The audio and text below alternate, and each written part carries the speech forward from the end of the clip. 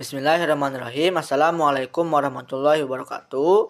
Perkenalkan, nama saya Abdul Qawi Ansarullah dengan NIM 1245010091 dari kelas 4C jurusan Sejarah Peradaban Islam. Pada saat ini, saya akan memberi review kepada buku studi kawasan Islam karya Abah Asep Ahmad Hidayat.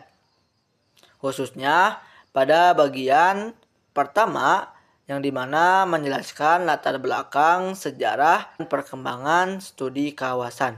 Studi kawasan sendiri merupakan bidang ilmu yang mempelajari suatu kawasan tertentu melalui berbagai disiplin ilmu yang lainnya, seperti sejarah, bahasa, agama, politik, ekonomi, budaya, antropologi, sosiologi, dan hubungan internasional. Nah, tujuan utama dari mempelajari studi kawasan adalah untuk memahami karakteristik kawasan tersebut dan bisa menjelaskan dinamika sosial, politik, budaya yang berkembang di wilayah tersebut. Sejarah perkembangan studi kawasan sendiri pada buku studi kawasan karya Abah itu dikatakan bahwasannya studi kawasan ini muncul ketika era kolonialisme pada abad 18. Seperti yang telah kita ketahui, pada abad 18 ini banyak negara-negara Eropa yang melakukan kolonialisme di berbagai wilayah, seperti negara Spanyol, negara Perancis, Belanda, Inggris, dan masih banyak lagi. Pada perkembangannya, kolonialisme ini, para negara-negara Eropa merasa perlu untuk mempelajari wilayah tersebut, kawasan tersebut, seperti mempelajari budayanya, mempelajari bahasanya, mempelajari agamanya, dan masih banyak lagi. Keperluan ini dicapai untuk memudahkan mereka menguasai negara jajahan mereka. Setelah mempelajari karakteristik kawasan tersebut, bangsa-bangsa Eropa yang melakukan kolonialisme mengambil pengetahuan tersebut sebagai alat untuk administrasi politik, strategi politik, dan masih banyak yang lagi, yang intinya adalah untuk melakukan efektivitas pada kolonialisme yang dilakukan pada wilayah-wilayah tertentu. Seiring perkembangannya juga, karena wilayah kolonialisme atau jajahan yang semakin banyak, bangsa-bangsa Eropa merasa perlu memiliki sarjana-sarjana yang ahli dalam mempelajari kawasan atau studi kawasan. Nah, karena keperluan ini, maka universitas-universitas di Eropa mulai membuka program studi yang berfokus pada kawasan tertentu. Nah, program-program ini disebut dengan Colonial Studies atau studi kolonial. Oleh karena itu, perkembangannya ini bisa disebut bahwasannya studi kawasan yang awalnya digunakan untuk mempelajari wilayah tertentu dengan kebutuhan sebagai kolonialisme mulai berkembang atau memasuki ranah pendidikan atau perguruan tinggi. Perkembangan studi kawasan di universitas di Eropa tidak berhenti di situ saja.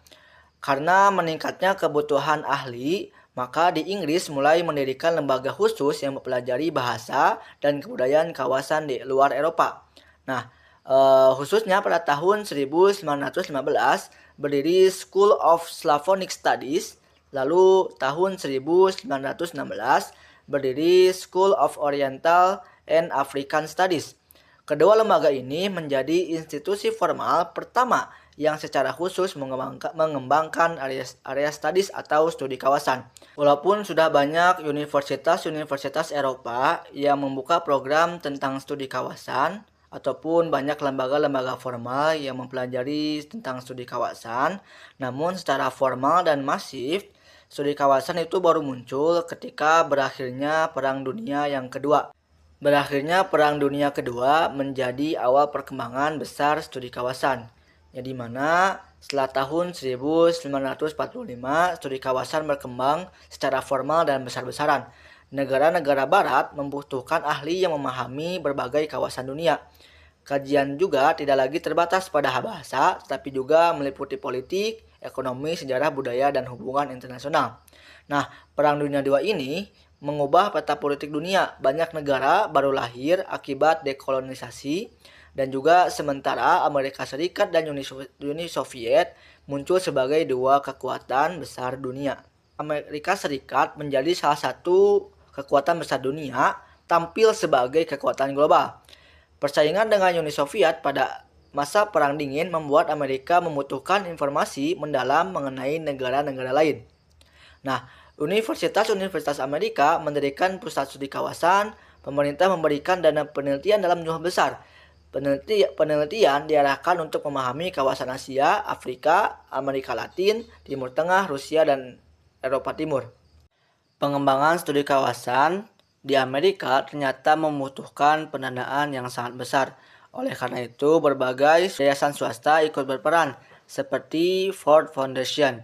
Pada tahun 1950, Ford Foundation mendirikan Foreign Area Fellowship Program, lalu yang dimana program ini memberikan beasiswa, pelatihan, hibah penelitian, konferensi, dan publikasi.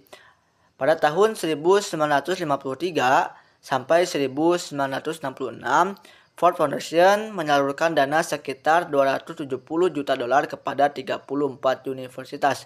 Maka bisa dikatakan Ford Foundation menjadi motor utama perkembangan studi kawasan di Amerika Serikat. Karena keberhasilan Amerika mengembangkan studi kawasan, maka mendorong negara-negara lain melakukan hal yang sama. Oleh karena itu, ini menjadi penyebaran studi kawasan ke berbagai negara. Seperti Inggris memperluas kajian hingga meliputi politik, ekonomi, dan budaya. Prancis mengembangkan kajian Timur Jauh, Rusia, India, dan dunia Islam. Di Uni Soviet memperkuat pusat-pusat studi Afrika, studi Timur, dan studi Slavia.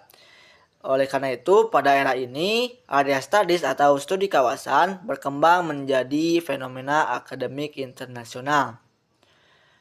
Sekian yang dapat saya sampaikan. Apabila ada kekurangan, mohon maaf. Dan terima kasih. Assalamualaikum warahmatullahi wabarakatuh.